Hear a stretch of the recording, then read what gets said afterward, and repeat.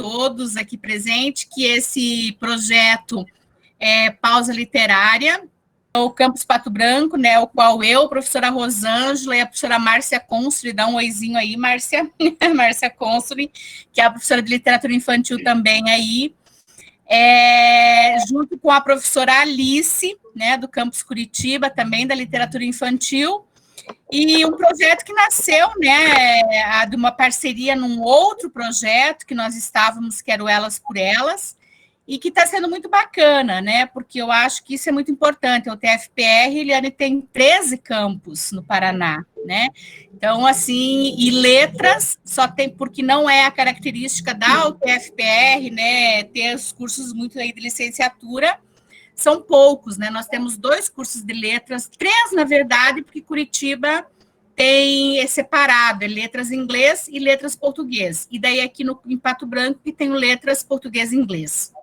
Então, são apenas esses cursos de letras que tem, né, nesses 13 campos. Então, isso é uma coisa muito bacana que está acontecendo dessa parceria, né, que a professora Alice aí nos convidou e a gente embarcou e estamos juntas.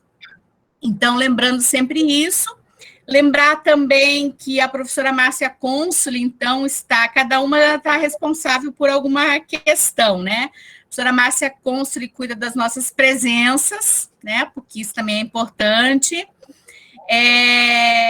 A partir de hoje, gente, nós vamos começar a passar as listas de presença somente mais tarde, depois do término da fala da professora Eliane, tá? Porque a gente percebeu, né, infelizmente, como todo aluno, que às vezes tem alguns que saem, assim, assinam a primeira lista, né, e enfim, saem.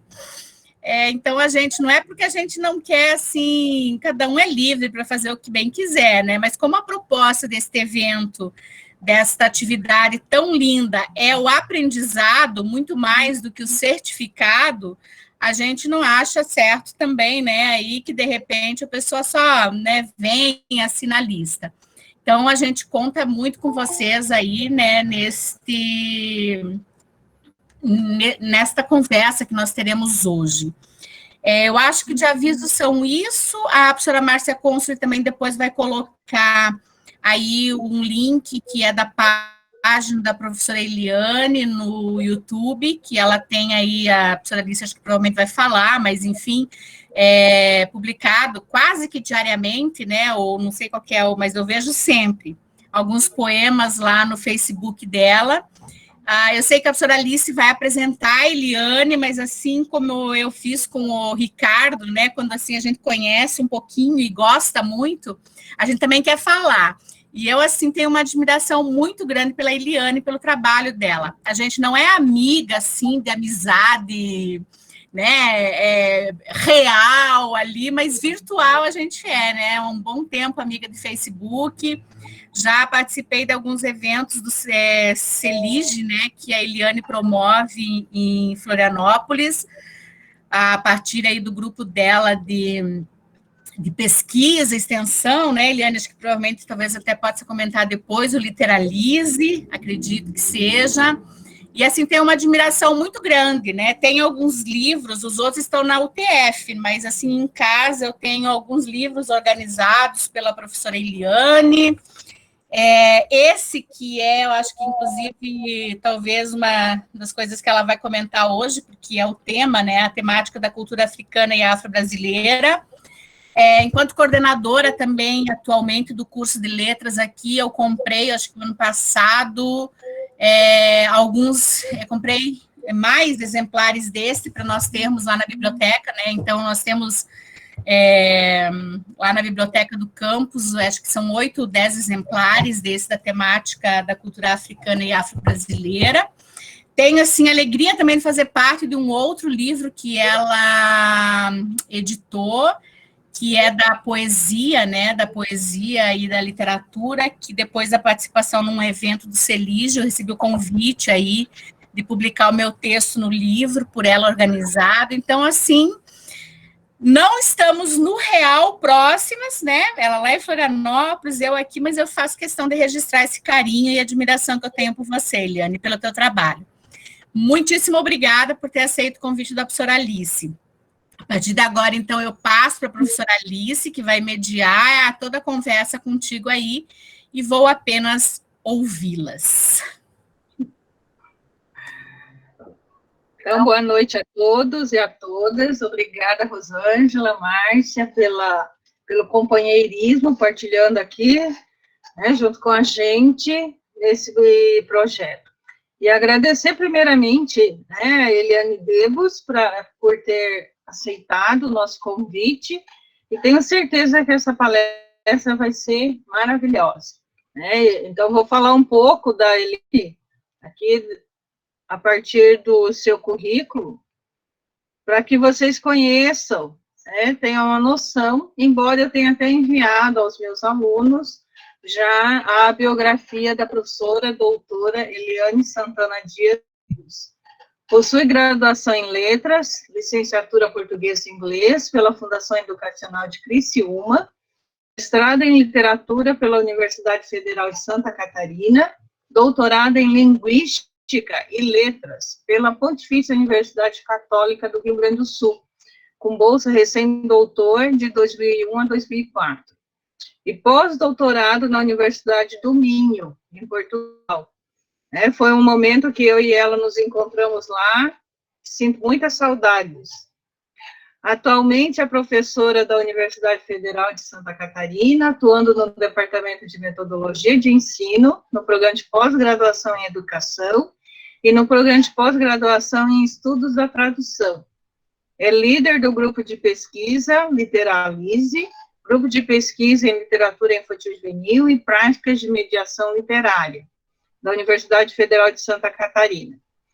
Membro e integrante dos grupos de pesquisas A Narrativa Ficcional para Crianças e Jovens, Teorias e Práticas Culturais para Crianças, coordenado pela professora doutora Regina Michele, da UERJ, e do grupo Produções Culturais para Crianças, coordenado pelo professor doutor Fernando Azevedo, do Centro de Investigação e Estudos da Criança, da Universidade de Minho, em Braga, Portugal. Membro da rede de investigações afro-latinos americanas, REALA, e membro da rede de pesquisadores sobre leitura literária e arte narrativa, rede de pesquisadores da LLAN, coordenado pela professora Ilza Vieira do Carmo Goulart, da Universidade Federal de Lavras, editora da revista Perspectiva, da UFSC, Coalizar 2, conselho editorial da revista RBE e ABPN, e tutora do programa de educação tutorial da pedagogia, da UFSC. Além disso, ela é presidente, né, de um dos eventos, atualmente, eu acho que é um dos que mais, né, tem uma ampla visão, né, que é o Seminário Internacional de Literatura Infantil e Juvenil, que acontece na UFSC a cada 2 anos. Então, é um dos seminários que você tem possibilidade de conhecer e entrar em contato com vários escritores, ilustradores, voltado a esse público infantil e juvenil. Além disso, né, a Eliane, ela é uma das pessoas que mais produz, que mais trabalha. Eu fico muito admirada. Aliás, eu sou, assim, fã, admiradora da professora Eliane Debus. Ela é autora de artigos, revistas científicas nacionais e internacionais, de livros, entre eles, Monteiro Lobato e o Leitor, esse conhecido, que até não sabia da autoria desse livro. Depois eu queria até conversar com você sobre isso. E todos os livros teóricos dela são assim, recebe selo altamente recomendável pela Fundação Nacional da Literatura Infantil e Juvenil.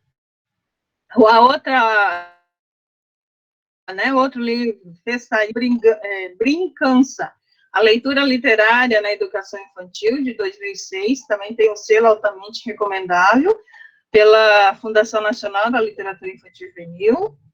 organizadora com a professora Nelita Bortolô e Dilma Beatriz Juliana, do livro Literatura Infantil e Juvenil, do Literária Outras Manifestações Estéticas, 2016.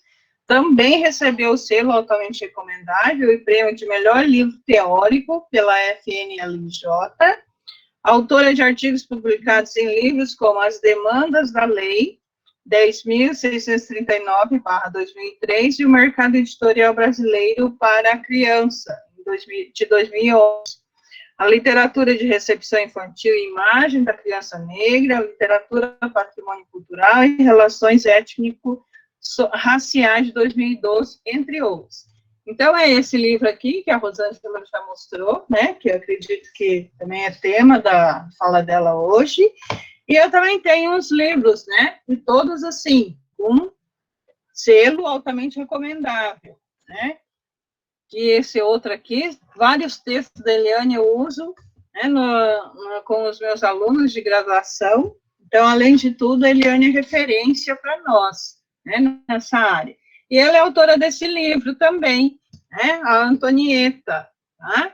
Que, né, é um livro, e é autora também de livro ficcional, de poesia. Então, estamos aí com a Eliane Debus para nos deleitar com a fala dela, com certeza. Obrigada, Eliane. Obrigada, meninas. Obrigada. Obrigada pela generosidade na apresentação. Mas ler o Lattes é sempre exagerado, né? Não precisa. E tem tanta coisa que não cabe no Lattes, provavelmente o que não cabe no Lattes é o melhor, né? É o melhor de tudo. É o que a gente faz, às vezes, até com mais alegria. Mas as minhas pesquisas são sempre com alegria. Tudo que eu faço, eu tento, né, fazer com alegria e com desejo. Para iniciar a fala, eu até mandei um vídeo, a gente não conseguiu colocar, que é o título dessa fala, na verdade, o subtítulo, né, apesar das acontecências do Banzo, então, por uma literatura antirracista, apesar das acontecências do Banzo, esse subtítulo é de um poema da Conceição Evaristo. Então, eu vou lê-lo aqui ao vivo, mas aqui na gravação, eu sempre acho que a gravação fica melhor, embora seja gravação caseira, né, lá na página do YouTube, eu não faço nada no sentido de profissional, é caseiro também, mas sempre parece que fica melhor. Mas vamos lá. Apesar das acontecências do Banzo, há de nos restar a crença na precisão de viver e a sapiente leitura das entrefalhas da linha vida. Apesar de uma fé, há de nos afiançar de que mesmo estando nós entre rochas, não haverá pedra a nos entupir o caminho. Das acontecências do Banzo, apesar sobre nós, há de nos aprumar a coragem. Murros em ponta de faca valem, afiam os nossos desejos, neutralizando o corte da lâmina. Das acontecências do Banzo, brotará em nós o abraço à vida. E seguiremos nossas rotas de sal e mel, por entre salmos, axés e aleluia. Está neste livro de Conceição Evaristo, né, poemas de recordação e outros movimentos. O Banzo é um termo utilizado, né, para pensar essa solidão, tristeza, opressão que os negros sofriam na travessia e também quando aqui chegavam, né? Então era o Banzo, essa tristeza, saudade do seu local de origem. Então, acho que todos nós vivemos um pouco, né, esse Banzo, independente da etnia, mas aqui ela se refere a essa relação deste povo que na travessia perde as suas raízes, e nas saudades, né, desse tempo, dessas raízes, o Banzo.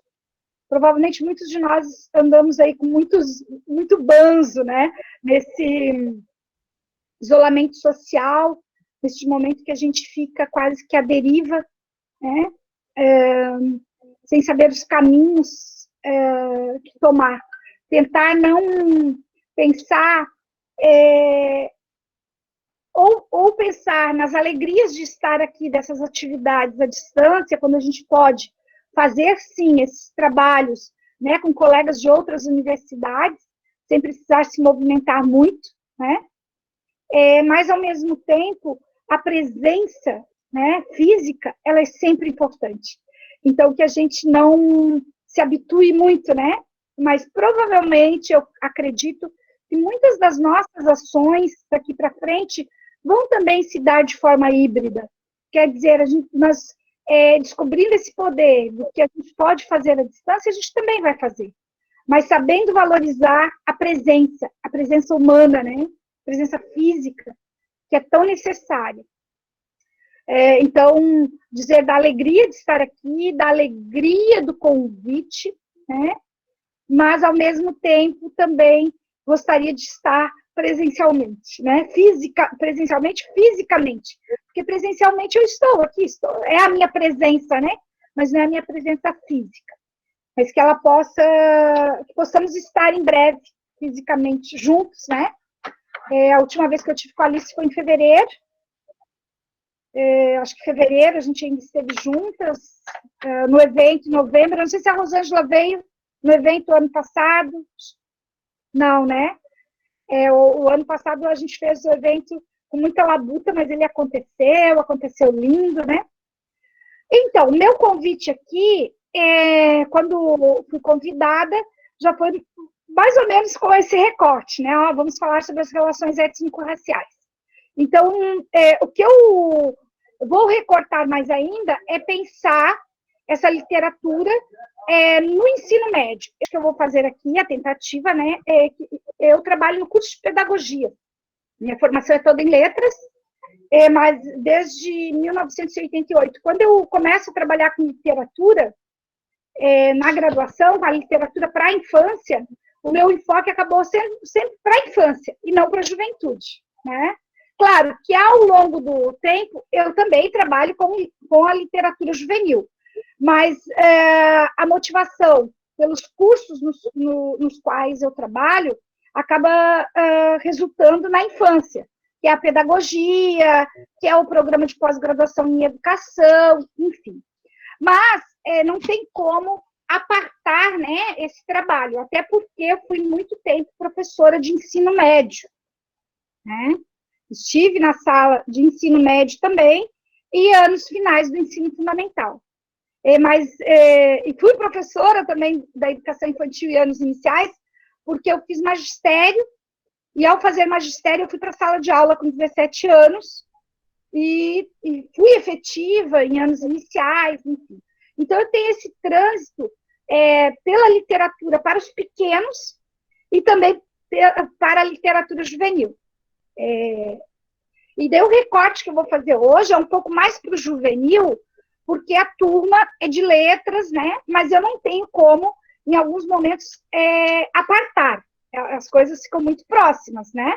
Então, quando a gente pensa o juvenil, a gente pensa esse leitor que já domina mais o código. Eu não estou pensando aqui na ilustração, enfim, né? Porque quem não gosta de um livro ilustrado? E depois vou trazer até uma experiência com esse meu livro Antonieta, que é um livro que eu penso que é para todas as idades, mas ele é um texto curto, então ele atinge os pequenos, né? E esta semana eu tive um trabalho muito, assim, me causou muita alegria, foi com uma turma de 8º e 9º ano, com um livro, né?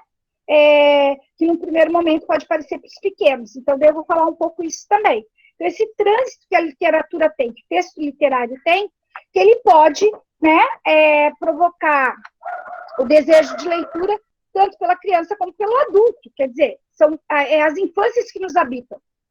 Às vezes, na adolescência, a gente quer fugir um pouco da ideia de infância, mas a infância nos habita, né? Então, tentar pensar a literatura para a infância nesse sentido, e quando a gente pensa a literatura juvenil, também pensar esse jovem que também nos habita.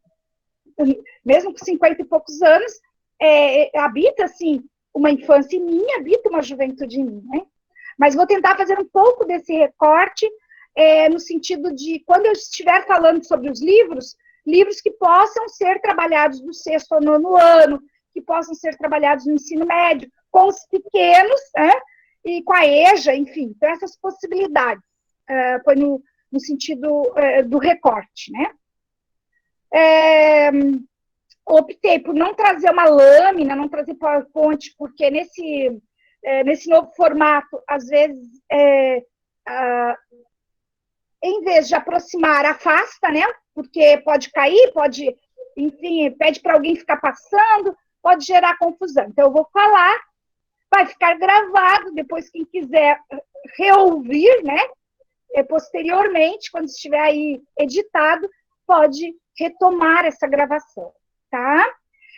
Então, para pensarmos a literatura e a literatura de temática africana e afro-brasileira, nós não podemos fazer sem recortar a data, né, em que essa produção ela alavanca.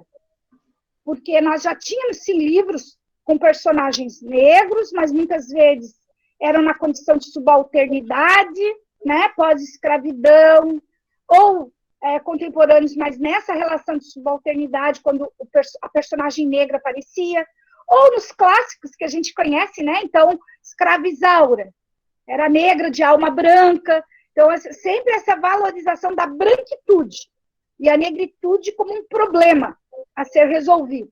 Então, o problema a ser resolvido é miscigenar, termo horrível, né? Mas cunhado por Gilberto Freire e outros pesquisadores, que vai dizer que nós somos misturados. Então, o termo miscigenação, ele é complexo, né, quando a gente vai discutir. É óbvio que eu não vou trazer toda essa reflexão aqui, mas pensar que ao longo da história da literatura, nós tivemos escritores negros. Muitas vezes essa negritude foi apagada quando eles se sobressaíram, né? Ou, por vezes, eles nem entraram no rol das leituras a serem feitas na escola. Mas aqui tem outro problema, né? Que e isso eu acho que vai continuar durante muito tempo, porque a gente sempre faz recortes, faz escolhas. E ao fazer escolhas, acaba canonizando. Então, a professora Rosângela, quando vai trabalhar a disciplina, a professora Alice, a professora Márcia, quando vão trabalhar a disciplina de literatura e infância, elas não dão conta de trabalhar tudo, outras disciplinas. Elas fazem seleções de textos. Essas seleções acabam canonizando alguns autores, mesmo que não queiram. Então, a escola, por muito tempo, e daí os livros didáticos, todos os materiais de referência, acabam por canonizar alguns autores. A partir da Lei 10.639, de 2003, começa a haver uma pequena mudança. Não vou dizer que essa mudança foi imensa, mas ela promove uma ampliação de títulos no mercado editorial. O mercado editorial aproveita esse filão de uma lei que vai dizer que é obrigatório ensinar a cultura africana e afro-brasileira e vai introduzir no mercado editorial vários títulos. Então, hoje nós temos, sim, se até da década de 80 para cá, nós tínhamos autores africanos, mas eles de língua portuguesa, língua francesa, língua inglesa, né, que eram traduzidos para o português daí, esses autores, eles entravam en passant.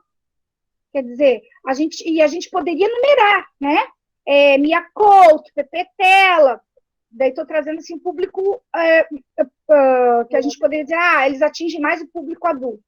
Mas Mia Couto também tem livros para crianças. Pepe Tela também tem contos que podem ser trabalhados desde a tenra idade. Então, para além deles, começaram a surgir muitos escritores. E, assim, não que surgem os escritores, mas as publicações. Né? Há uma descoberta dessa escrita do continente africano também, pela necessidade, pela demarcação da lei, e eles começam a ser introduzidos pelo mercado editorial, e a gente começa a ter acesso, né, a vários livros de escritores brancos que tematizam a cultura africana e afro-brasileira, escritores afro-brasileiros, escritores negros, produzindo, né, tendo visibilidade maior do que antes, e as literaturas africanas.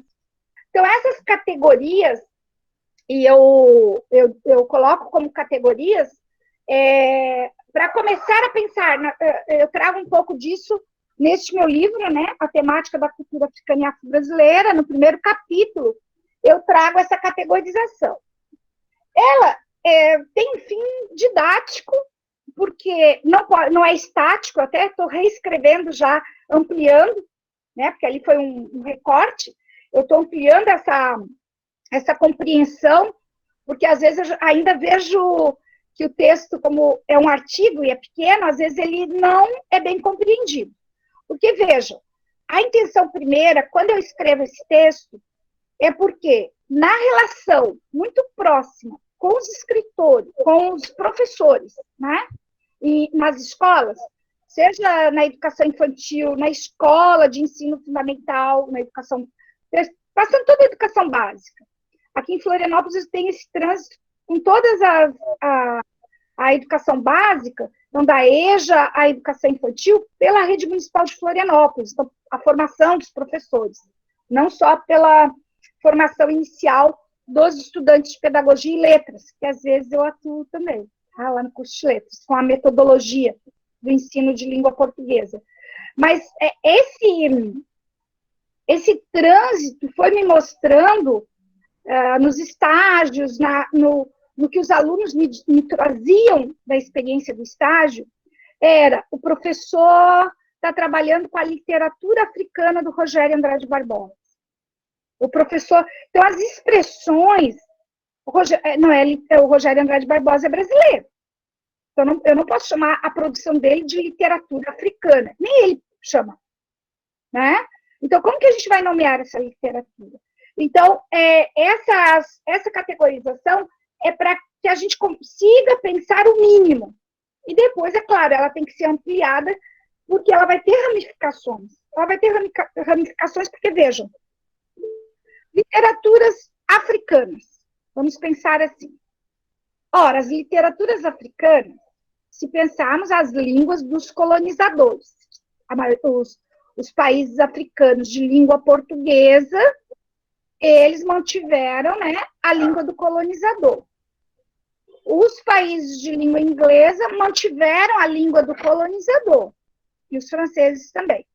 Essas literaturas, estou pegando esses 3 exemplos, essa literatura que chega para nós, então, dos países africanos de língua inglesa, chega por tradução.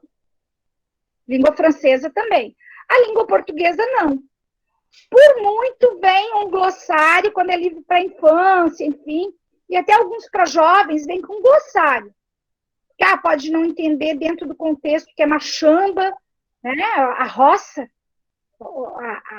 a horta. Então, a machamba, o que é machamba? É a horta, o pequeno plantio doméstico. Então, vem esse glossário. Então, mas mesmo assim, se pegarmos só as literaturas africanas de língua portuguesa, já teríamos grandes diferenças da literatura escrita em Angola, em Moçambique, Cabo Verde, elas são diferentes. E vejam que eu não estou falando dos textos escritos nas línguas locais, porque esses não chegam, né? Então, há um livro escrito em Xangana, porque hoje os estudiosos, em Moçambique, por exemplo, vários pesquisadores estão se especializando nas línguas locais, e até trazendo algumas línguas que antes eram só faladas e não eram escritas para o papel. Então, tem autores produzindo, sim, em Xangana, em Ronga, são as línguas mais locais, nacionais, né, mais utilizadas. Então, a gente tem um mundo aí de textos que nos chegam, e para a gente não colocar tudo no mesmo balaio, a gente tem que começar a categorizar. Então, esse foi o objetivo da categorização, certo? Nesse momento, eu estou falando só de assim, amparo teórico, onde a gente pode beber para entender mais, né? Onde a gente pode ir lá e trazer material para reflexão. Professor Eduardo Assis Duarte, da UFMG, professor aposentado, mas que está lá atuando ainda no grupo de pesquisa, na pós-graduação, é o coordenador do Literoafro, que é um site super interessante, potente, entrem lá, é material de pesquisa, né? Então, o professor Eduardo Assis Duarte discute a nomenclatura, o conceito literatura afro-brasileira. Traz 5 passos e vai... Mas, mesmo assim, ele vai dizer, olha, que é um conceito ainda em construção. É complexo. Nesse país que a gente foi construído para pensar que nós somos todos misturados, então, todos podemos ser negros, que todos podemos ser brancos, porque quando se diz que todos somos misturados, todos temos, né, aí um pontinho de cada cultura. E nesse todos acaba neutralizando a noção de pertencimento. Né? Essa noção de pertencimento que vai dizer que a pessoa que tem a pele mais clara é morena. Ela não é negra, tu é morena. Quando eu me assumo como negra, muitas vezes algumas pessoas, até colegas, professores, doutores, dizem, não, mas tu não é negra, né? Tu não é negra, tu é morena. Mas a fala é no sentido de amenizar e dizer assim, não, tu está mais próxima do branco, né? Claro que essa é uma discussão que não... que daria aqui muito debate, a gente poderia ficar só nessa relação, mas vários pesquisadores já trouxeram essas discussões, né? Daí cabe ir à leitura, né? Então, nós temos hoje vários referenciais teóricos. O Kut, por exemplo, que é um escritor, pesquisador também, ele vai definir como literatura negra, ele pensa que o termo afro-brasileiro ameniza por essas situações, certo? Então, denominar literatura negra ele considera o mais adequado. E nós já tínhamos isto com a Zilá Bernard, lá na década de 80, e nos textos dela no final da década de 70. Então, tem um grupo de pesquisadores trazendo essa discussão já há muitos anos. Claro que nos últimos tempos, nos últimos 17, a partir da lei 2003, as discussões elas são adensadas por exigência da própria lei. Não que não existissem pesquisadores já se debruçando sobre o tema, mas ela se concentra, né? E alguns iniciam daí, a partir daí, as suas pesquisas. Então, hoje a gente tem muito material. E no que diz respeito à literatura infantil, nós estamos caminhando para uma progressão, porque nós não tínhamos muitos trabalhos sobre literatura infantil, tá? Tínhamos dissertações de mestrado, teses de doutorado, mas até alguns anos atrás era possível nomear quais eram os trabalhos, nomear no sentido assim, fazer um estado do conhecimento, que hoje ainda é possível fazer um estado do conhecimento, mas tu vais demorar muito mais, porque hoje a gente tem muito mais trabalhos, né? Que todo estado do conhecimento, dependendo do recorte, é possível sim, mas é que antes os trabalhos quantitativamente eram bem menores, no que diz respeito à literatura para a infância também. Livros, a gente tem, eu vou citar só alguns, assim, né? A professora Ives Amâncio traz discussões sobre a literatura infantil, o Edmilson Almeida Pereira, que é poeta, ensaísta, né? Escritor, escreve, se eu for começar a nomear o que ele escreve, né? Mas ele é pesquisador, também tem livros teóricos sobre literatura para a infância, metodologias. O professor Eduardo também tem um material pela Palas.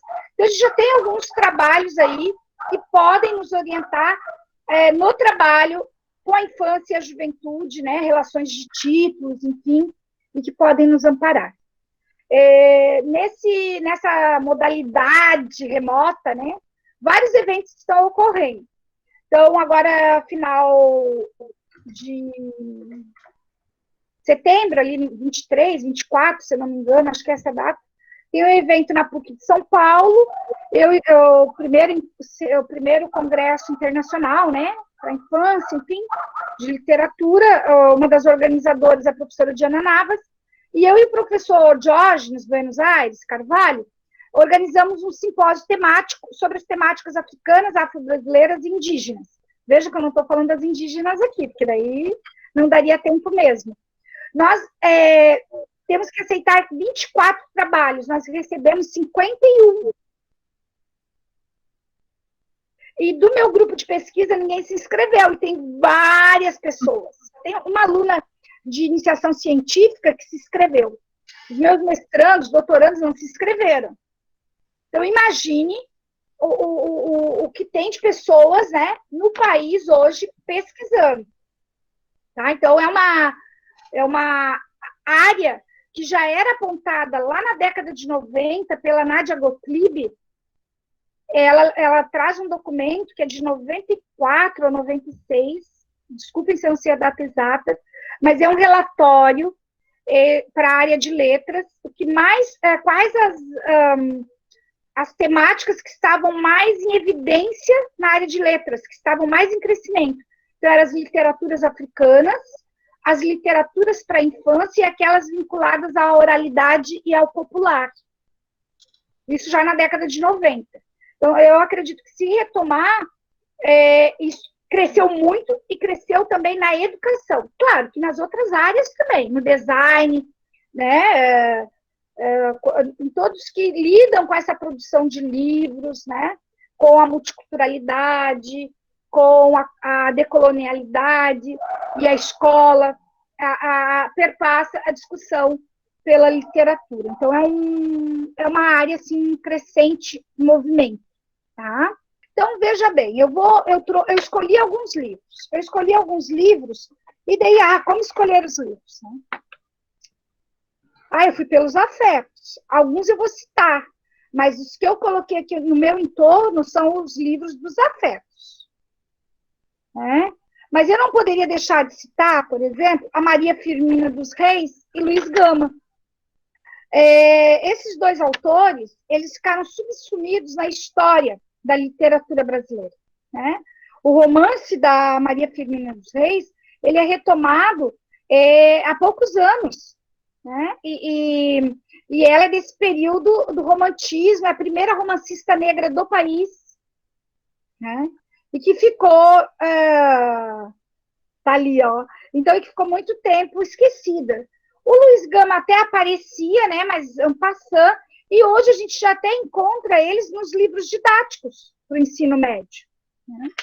E em 2017, eu e a professora Maria Aparecida Rita Moreira e a Zâmbia Osório dos Santos realizamos uma formação de um ano, assim, uma vez por mês, de março a novembro, com professores do ensino médio, trabalhando, e a gente foi para a gavetinha mesmo, dos estudos literários, para não romper totalmente com a linha que geralmente os professores fazem na escola.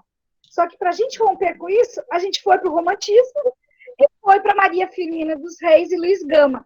Trabalhamos com esses dois autores, o ano inteiro com eles. Então, eles liam o texto na formação, eles pensavam possibilidades de trabalho, levavam essas possibilidades de trabalho para os seus estudantes e depois traziam um relato de como isso reverberou na escola. Então, foi um trabalho muito bonito. A finalização foi com a presença do professor Eduardo Cis Duarte, né, que foi agendado assim, desde o início, quando a gente pensou em dezembro do ano anterior no curso. A gente já entrou em contato com ele, porque nós lemos, os professores leram o material dele, e a gente conseguiu finalizar com ele. Então, são caminhos para o trabalho com esses autores negros que foram esquecidos, ficaram subsumidos, né? Maria Firmina dos Reis e Luiz Gama. E daí eu vou citar rapidamente, daí me desculpem se eu esqueço outros, daí eu vou citar rapidamente aqueles que a gente sabe que eram negros e que foram embranquecidos. Machado de Assis e Lima Barreto. Muitas vezes a gente lê os dois autores e, claro, que muitas vezes a produção literária do autor vem a produção literária, não, né, ao pertencimento. Mas houve um apagamento desses homens e do processo de escrita deles. Quer dizer, tem um livro, eu não separei porque era livro para os pequenos, vou separar só o... E eu vou me esquecer o nome do autor. Mas é O Menino que Vendia Sonhos. E vai trazer a história do Machado de Assis para os pequenos. Mas vai pegar o Machado de Assis, criança, vendendo os sonhos na rua, os sonhos que a madrasta fazia. Então, aquele menino negro com o seu tabuleiro, sonho! E o texto ainda traz, né? Porque ele era gago. E não diz que é o Machado de Assis. E na última, daí diz assim, olha, ele virou bruxo, ele isso, aquilo, e hoje ele vende, até hoje ele vende sonhos. Só que não de padaria, ele vende sonhos nas livrarias. O texto é muito bonito. E que vai retomar esse menino negro, vendendo sonhos nas ruas do Rio de Janeiro. Eu acho que a gente precisa mais desses textos. Alexandre Azevedo, isso mesmo. A gente precisa mais de textos assim potentes para relembrar isso, para acender e sempre dizer, olha, esses autores estavam aí, estavam produzindo. Agora, outro que é nosso, no sentido que é da minha casa, né? que é do meu estado, e que daí, pela pele retinta, ninguém embranqueceu, que foi o Cruz de Souza. Então, o Cruz de Souza, como ele tinha pele retinta, como é que eu vou dizer que, né? E o Cruz de Souza, eu acho que desses autores, claro, a gente sabe que Lima Barreto sofreu também, preconceito, enfim, mas eu acho que o Cruz de Souza foi o que tem a história marcadamente mais sofrida, né? E um sofrimento marcado pelo racismo também, dessa cidade, desse estado. Quando eu falo cidade, Florianópolis, porque eu estou aqui em Florianópolis, mas do estado também, quando ele volta do Rio tentando emprego, e é colocado em Laguna, num emprego, e ele não fica, e é por questões raciais. Então, assim, todo o sofrimento desse homem que morre como indigente, né? Ele morre dentro de um trem, indo para o interior de Minas, para tentar respirar ares puros, né? Por causa da tuberculose, já tinha perdido a esposa, já estava sozinho no mundo, perdido os filhos, e ele vai para esse local e morre dentro do trem, e é enterrado como indigente, sabe? Então, assim, são histórias, é uma história marcadamente sofrida. Eu estou pensando muito no Cruz de Souza ultimamente, porque eu trabalhei com a Antonieta, e estou trabalhando agora com o Cruz de Souza, então eu ainda não consegui escrever um texto, né, o Cruz de Souza, para levar ele para os pequenos, eu ainda não consegui, porque eu quero trazê-lo com a potência que ele tem, claro, não omitir esse sofrimento todo, mas buscar uma linha condutora que me traga um pouco mais de alegria, né? Então, é muito complexo. Então, pensando nesses autores, vejam que eu nomeei aqui autores que são conhecidos dentro da literatura, né, brasileira, esses últimos 3. Os outros 2, nem tanto. Mas, para além disso, então, nós que vamos trabalhar lá do 6º ao 9º ano, né, ensino médio, com a EJA, quais os autores, né, afro-brasileiros que estão aí, quais os autores do continente africano. Então, aqui eu fiz uma seleção, mas eu fiz uma seleção minha. Eu não estou fazendo aqui um roteiro e demarcando, né, períodos, enfim. Mas aqueles textos que eu já consegui adentrar alguns espaços, então, colégio de aplicação, alguma escola pública que a gente trabalhou e que deu certo com o ensino médio, que deu certo com o ensino fundamental, né, que os estudantes gostaram. E também a partir dessa experiência que eu estou vivendo no isolamento social. Desde maio, no Dia das Mães, de lá para cá, eu tenho lido poemas no meu quintal, né, de autores, homens e mulheres negros e negras, brasileiros e não brasileiros, né? Eu tenho trabalhado muito com o Brasil, continente africano, e América Latina. Eu ainda não escolhi assim, um autor inglês, americano, enfim. Eu tenho ficado nesse recorte, né? Nem autores europeus também ainda não separei, mas ainda não centrei a minha busca. Por quê? Primeiro, por estar em isolamento social e eu sou uma pessoa, como disse a Alice, eu produzo muito, mas é no sentido, eu quero estar sempre viva. E o primeiro período de isolamento, sem a aula cotidiana, assim, sem ir para a universidade, claro que eu não deixei de orientar os meus 3 TCCs, os 8 orientandos de mestrado e doutorado, os 12 bolsistas do PET, eu continuei com todo esse trabalho. Mas a sala de aula, eu não ia para a sala de aula e a gente estava sem perspectiva quando isso ia retomar. E o colega Leonardo Tonos, acho que vocês acompanharam, ele criou um projeto. Ele também eu não o conheço pessoalmente, mas ele também é uma pessoa super inventiva, invencioneiro, né? Cheio de invencionices, porque eu acho que todo mês ele tem um projeto. Então, ele criou um projeto que era Sacadas Literárias. E eu fui para a sacada literária dele com um poema de Conceição Evaristo, que era o de Mãe. E eu li esse poema, eu gravei o poema no Dia das Mães. Né? Minha filha gravou para mim, enfim. Fica melhor, claro, outra pessoa te gravando, tu pode ficar, né, com as mãos, enfim. E eu li 2 poemas. Só que quando eu disse sacadas literárias, mas não foi sacada, porque a maioria estava em apartamento e ia para sacada. Trago do meu quintal, das sacadas literárias para o meu quintal. E ali nasce esse projeto. Eu estou falando desse projeto por quê? Claro que vocês podem ampliar o repertório de vocês indo lá no YouTube, ouvindo, e lá tem as referências dos livros que eu usei. Mas vejam, eu comecei com os meus livros, os livros que eu tinha em casa, tá? E eu queria ficar na literatura brasileira. E daí, quando eu vi, eu poderia ir para a literatura norte-americana, para a literatura francesa. Eu disse, puxa, mas eu não tenho Elisa Lucinda. Sempre que eu vou trabalhar com a Elisa Lucinda, a Lua que menstrua, eu vou lá e imprimo da internet. O que é isso? Sabe que professora é essa? Então, eu comecei, né, pela estante virtual, a comprar os livros desses autores, pelas livrarias. Então, eu fui construindo um acervo de autores e autoras negras contemporâneas. Né? Esse é o da Elisa Lucinda, o Órfão. Tá? Ela tem aquele romance sobre Fernando Pessoa, mas daí eu estou trabalhando muito com os poemas. Então, assim, eu estou... e fui conseguindo... esse livro do avesso eu não consegui, tá? Daí o Vozes Guardadas, onde ela tem o Milionário do Sonho, que ela declama e canta com Emicida, né? Que eu sou apaixonada por esse poema.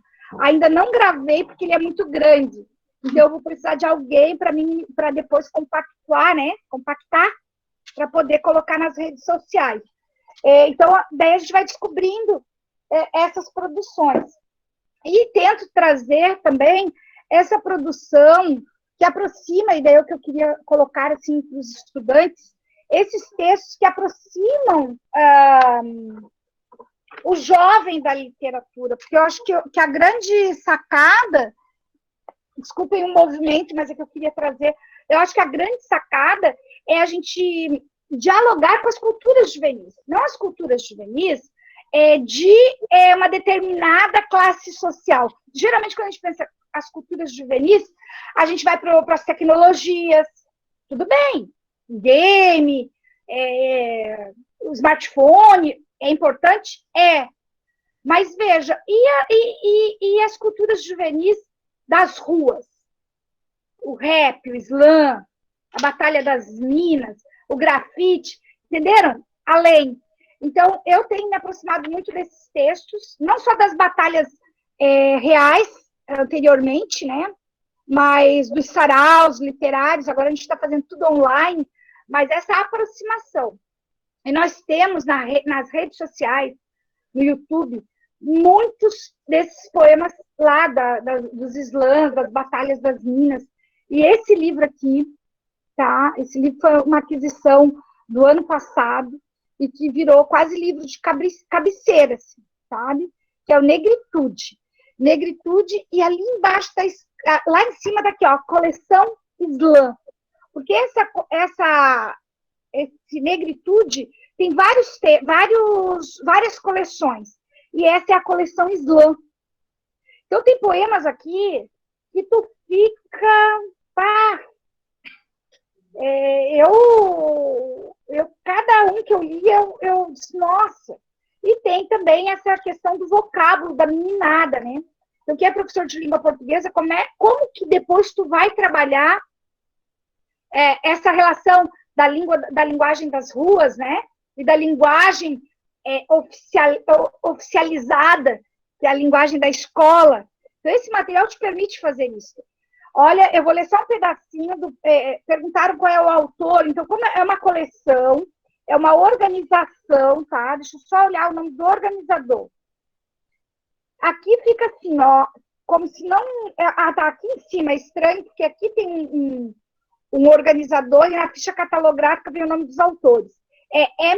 Emerson Alcade, tá? Na ficha catalográfica vem a Luz Ribeiro et al., que deu o nome uma das poetisas, né? Eu vou ler um pedacinho do poema da Luz Ribeiro, que é Menimilímetros. Os meninos passam lisos pelos becos e vielas, os meninos passam lisos pelos becos e vielas, os meninos passam lisos pelos becos e vielas. Você que fala becos e vielas, sabe quantos centímetros cabem em um menino? Sabe de quantos metros ele despenca quando uma bala perdida o encontra? Sabe quanto nãos ele já perdeu a conta?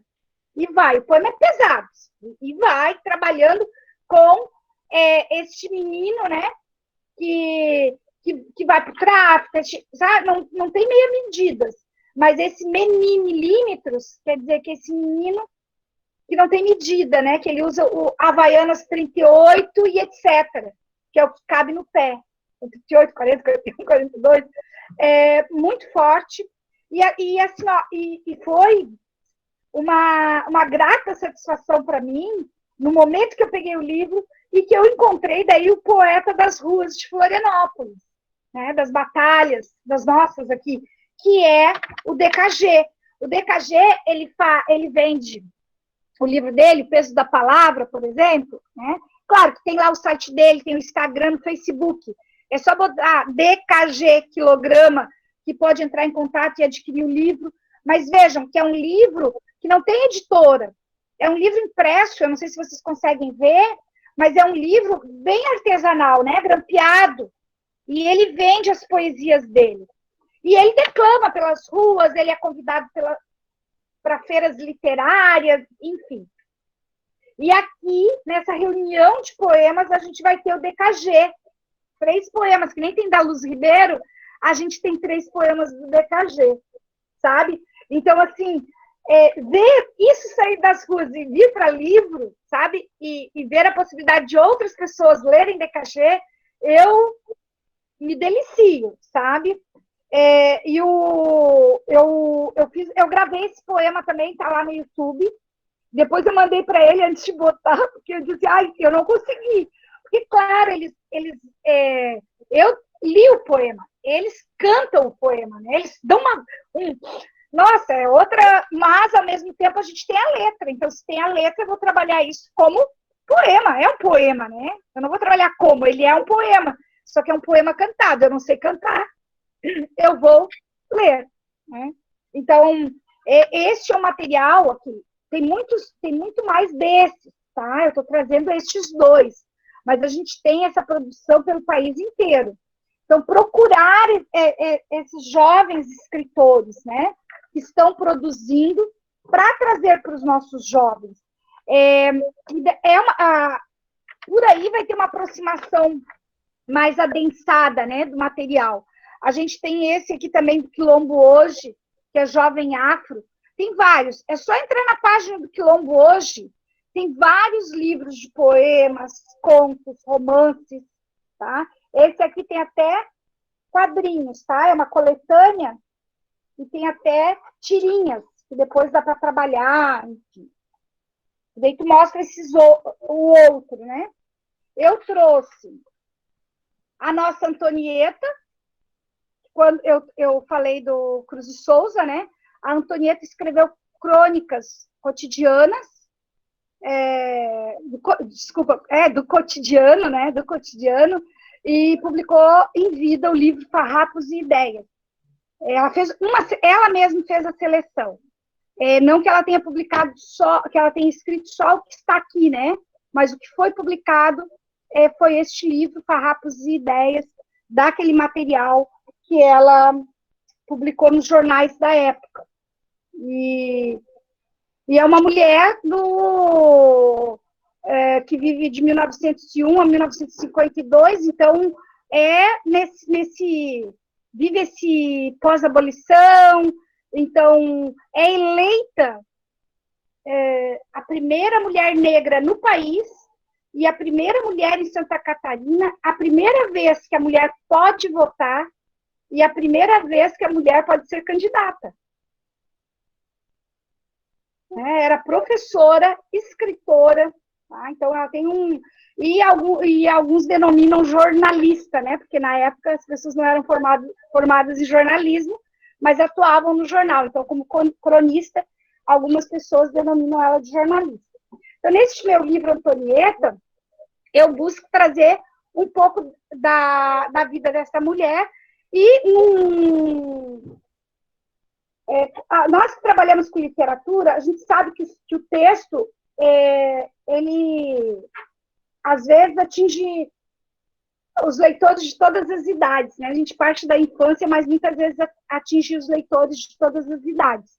Então, essa experiência que eu tive essa semana, eu acho que foi a semana passa tão rápido, né? Segunda foi feriado, eu acho que foi semana passada, quarta ou quinta-feira passada. A professora Ana Kelly, de uma escola aqui de Florianópolis, ela trabalhou com os estudantes do 8º e 9º ano.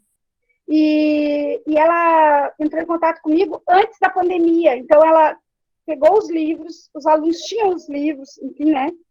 E daí, agora, no isolamento, eles trabalharam com a história. E, claro, como são estudantes maiores, ela circundou, né, o trabalho com vários outros elementos, várias outras linguagens. Nós temos um curta de 2018, que é sobre a Antonieta. Vocês podem encontrar no YouTube também, ele está disponível esse vídeo. Eu esqueci o nome, eu peço desculpa para a diretora agora, mas a gente vai falando e vai esquecendo, né? Mas tem um curta muito interessante sobre ela. Então, a professora trabalhou com o curta, trabalhou com música.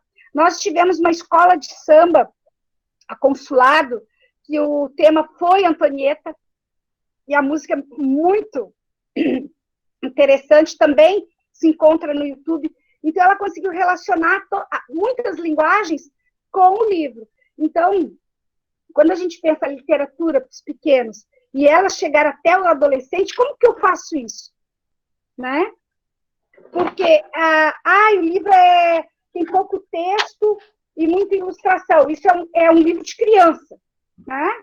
É a primeira coisa que o adolescente vai colocar. Mas a partir do momento que traz fotografias históricas, então a Anne Ganzala, que foi a ilustradora, ela trabalhou com imagens históricas, mas ela também trabalhou uma das ilustrações que eu mais gosto.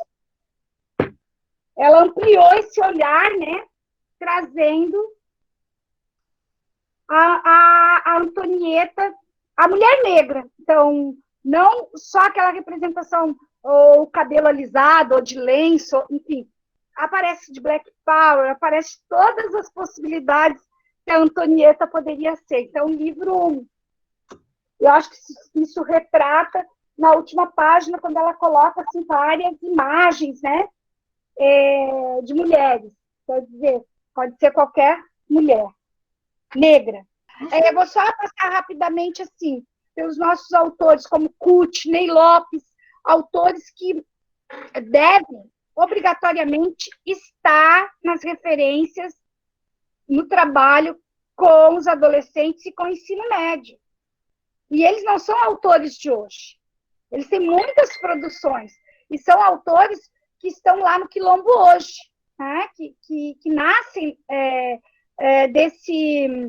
dessa coletividade da década de 80, que se reúnem homens e mulheres negras para conseguir furar o cerco e publicar seus livros. É ali que Conceição Evaristo começa a publicar. E muitas outras mulheres negras que estão aí publicando hoje. Então, é um conjunto de produção. E daí, escritores do continente africano, hoje a gente tem um acervo aí bem significativo no mercado editorial, né? Ondjak, Agualusa, para além do Mia Couto. Eu não estou aqui desconsiderando Mia Couto, mas é que provavelmente os estudantes já conheçam, né? A produção hoje faz parte, né, das nossas referências do Mia Couto. Eu busquei citar aqui alguns autores que às vezes não estão muito presentes, né? E eu como são 20:10, eu acho que eu vou fechando a minha fala para que se tenham perguntas, enfim, questionamentos, a gente possa conversar, porque senão eu estou cheia aqui de coisas, só eu... E assim, só colocar que nesse livro, né, como tem 10 exemplares na biblioteca, eu sei que agora é difícil de ter acesso, né, ao livro físico, mas os capítulos eu trabalho com a produção do Rogério Andrade Barbosa, Júlia Emílio Braz, Joel Rufino dos Santos e Georgina Martins. Os livros que eu trabalho aqui, eles são livros, a maioria do 6º e 9º ano, que dá para trabalhar com 6º e 9º ano, ensino médio, né? Eu já sei que vocês vão receber o Júlia Emílio Braz, e o Júlia Emílio Braz tem uma produção também significativa. E por que a escolha desses autores?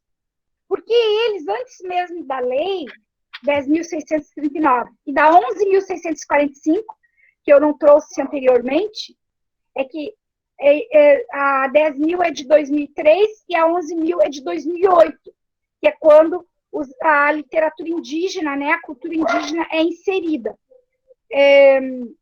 como obrigatoriedade. Aqui eu elenco alguns títulos que são bem importantes desses autores, né? O Gosto de África, do Joel Rufino dos Santos. Eu vou ter que ler, eu vou ter que olhar aqui o livro do Júlia Emílio Braz, que são os contos. Esqueci, é muita informação para a cabeça, e querer falar tudo rápido, né? Mas o Júlia Emílio Braz, o Rogério Andrade Barbosa, eu cito vários, né? Mas um dos livros que eu trago, que é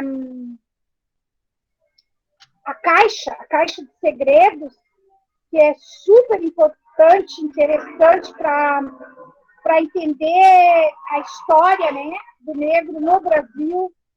Então, são textos literários que também fazem essa articulação com a história do Brasil. Eu acho que era isso. Eu não queria esquecer desses 3 autores e da Georgina. Eu acho que é isso. Daí a gente abre para discussão, ver se alguém quer perguntar alguma coisa. Então, Eliane, há uma pergunta da Márcia Dias. Ela pergunta se existe uma teoria da literatura que possa contemplar uma análise desses tipos de obras. Ou seja, como analisar essa voz literária?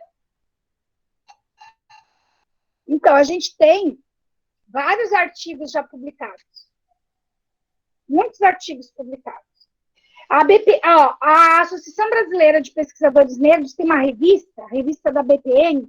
Lá tem, acho que já uns 2 dossiês sobre literatura para a infância, né? E a temática étnico-racial. Nesse meu livro, eu analiso obras desses 4 autores. Eu tenho vários artigos em revistas. A gente não tem o hábito, a gente tem... Os acadêmicos escrevem muito, e muitas vezes nós não damos nem os nossos textos para os alunos lerem, que são publicados em revistas. Eu acho que é uma falha nossa, né? Nós vamos para o YouTube, colocamos lá, às vezes, os textos, mas não nos atemos se é numa revista acadêmica. Então, a gente tem que começar a ler esses artigos que são publicados. A gente está cheio de dossiês em várias revistas pelo país. Esse ano, eu estou com um artigo lá na revista da UNO Chapecó, por exemplo, que é uma análise do Betina da Nilma Lino Gomes, com mais 2 colegas. Mas o livro da Nilma Bettino Gomes, da Nilma Lino Gomes, a Betina, já foi lido por vários autores. Né? Eu tenho uma leitura do Menina Bonita do Laço de Fita, fazendo uma crítica no sentido assim, que tem outros livros, né? Que é na revista Perspectiva, meninos e meninas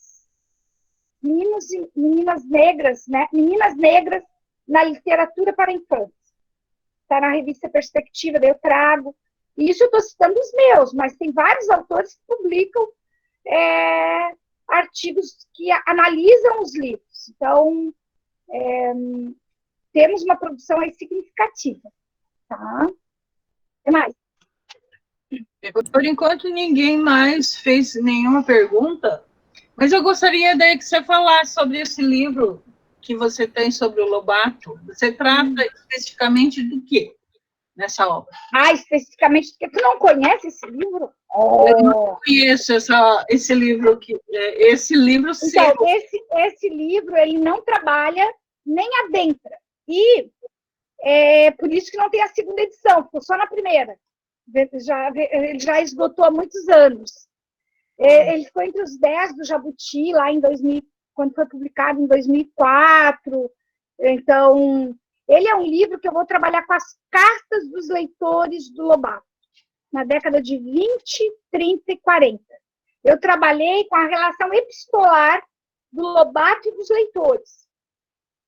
Então, o que o leitor dizia para ele, e eu tentei identificar esses leitores de carne e osso que apareciam na obra,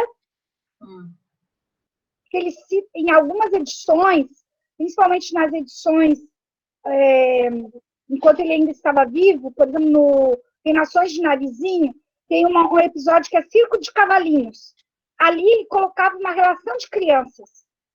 E eu fui encontrando, ao longo da leitura dos textos dele, essas citações, essas referências às crianças. Lá no Pica-Pau Amarelo ainda tem. Ele não tirou, porque daí são muitas crianças. E eu fui encontrando as cartas dessas crianças que estavam aparecendo lá. Nas obras? Nas obras. E eu entrevistei 7 dessas crianças, claro, não eram mais crianças, estavam com 76, 78 anos de idade. Nenhuma carta, e isso eu sabia que ia ser perguntado, enfim. E a relação com a questão étnico-racial, né? Com o racismo, enfim. Nenhuma criança questiona. E o meu foco daí era a relação de cartas. Eu vinha de uma pesquisa de mestrado que se debruçou sobre cartas também. Só que eu trabalhei com cartas de crianças e adolescentes para uma escritora de Santa Catarina, de 79 a 95. E usei a estética da recepção. E daí ali, a professora Regina Zilberman, a Sueli Cainete, estavam na banca, e elas valorizaram o trabalho, tudo, mas disseram que o pulo do gato seria se eu trabalhasse com um período de distanciamento temporal maior, né? Isso na qualificação. E como eu estava viciada em cartas, e escritores que escreviam cartas, e procurando escritores que escreviam cartas com crianças, e eu tinha isso muito só do contemporâneo, então o Pedro Bandeira chegou a me mandar cartas e cartas, porque teve um período que eu estava envolvida com a questão das cartas, e eu fui, então, me debruçar sobre... Porque eu encontrei numa carta, num livro de cartas do Lobato, A Barca de Gleire, porque eu me apaixonei por cartas, eu fui para as cartas. E daí eu encontro lá numa das cartas ele dizendo que ele recebia cartas de todas as crianças do país, enfim. E eu disse, nossa, será que é verdade? E fui, daí eu comecei fazendo mestrado e lendo Lobato. E daí eu fiquei... A coisa da carta assim, foi muito forte. E ao longo do trabalho, eu só encontrei de mais de 360 cartas, eu encontrei uma única carta de um menino, que esse menino, eu encontrei ele, né, eu me correspondi com ele tinha 76, depois eu encontrei com 80 anos, quando eu fui pela primeira vez no Rio de Janeiro, eu fui conhecê-lo, né, e ele é o único que faz uma expressão que a Emília era muito mazinha com a tia Anastácia. O restante ninguém fala.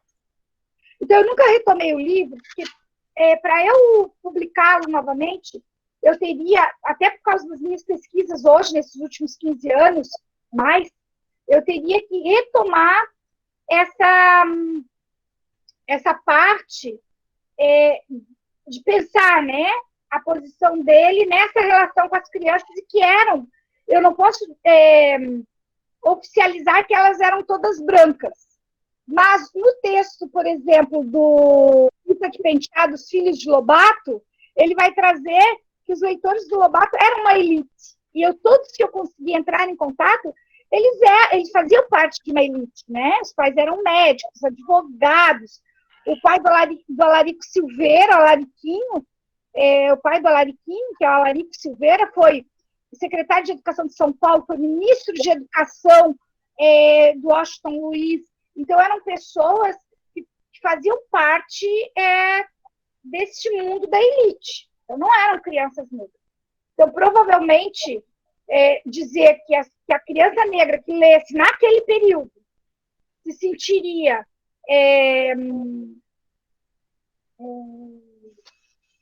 conduída, enfim, que com as ações, né, da Emília ou com a representação da tia Anastácia,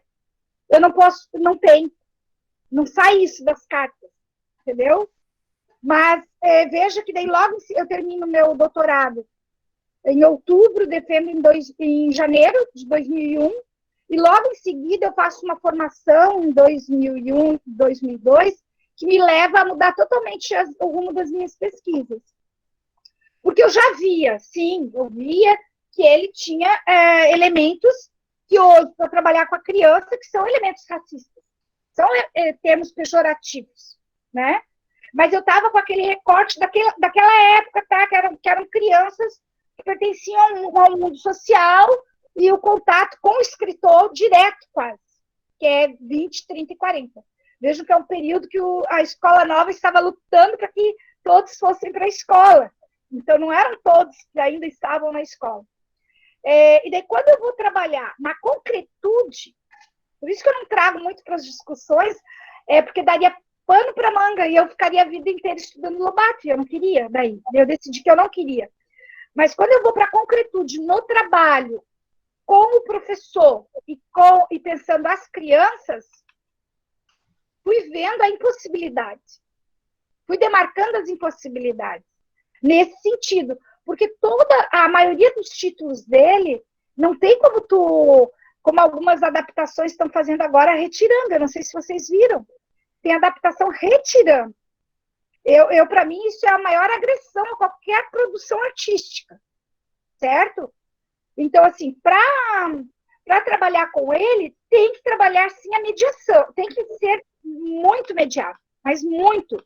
E o professor tem que ter uma formação nessa questão das relações étnico-raciais para que ele perceba, porque a estrutura racista do nosso país muitas vezes não nos permite perceber. Exatamente. Algumas coisas que ele coloca. Uhum. Então, veja, eu fico entre a cruz e a espada, porque, por vezes, no movimento negro, quando eu digo assim, não, pode ser trabalhado. A compra do governo não pode, porque se eu olhar as regras, diz que não pode trazer textos com termos pejorativos, negativos, enfim. Então, a compra fica inviabilizada. Mas ninguém impede de se trabalhar com a produção dele. Agora, como que tu vai trabalhar? Tu está enxergando isso? Tu está vendo? E como que tu vai trabalhar isso? Aí que é o pulo do gato, né? Mas, assim, só para fechar, quando eu vou em 2001, de 2001 a 2003, mais ou menos que eu fiz isso, e que eu vou trabalhar a produção dele, para ver se a produção dele é possível, não era ainda no período que a Globo compra e começa a publicar os livros, o programa infantil começa em outubro, lembram? Tudo aí, a partir de outubro de 2001. E eu começo o trabalho, uma formação, em março de 2001. Já assim. E já sabendo que tudo ia acontecer, porque eu entrevistei a neta dele, eu já sabia dos direitos... Assim, para além dos meios de comunicação, eu sabia dos bastidores, que a minha pesquisa estava fresquinha, eu tinha entrevistado pessoas que tinham me contado os bastidores. Então, eu sabia que ia vir, assim, boneca, ia vir tudo, e que a Globo ia começar a relançar os livros. Eu disse, o professorado vai sair, todo mundo vai começar a querer trabalhar Lobato. Vamos ver se isso dá. Primeiro, houve um problema muito grande, porque quando eu fui trabalhar, os livros ainda não estavam publicados, reeditados. Então, não tinha como... poucos títulos podiam ser comprados. Era difícil de encontrar, enfim. Mas muitos foram para sebos, bibliotecas, eles trouxeram os livros. E daí a gente foi ler. Porque numa pré-entrevista, todos conhecem a produção de Monteiro Lobato? Sim.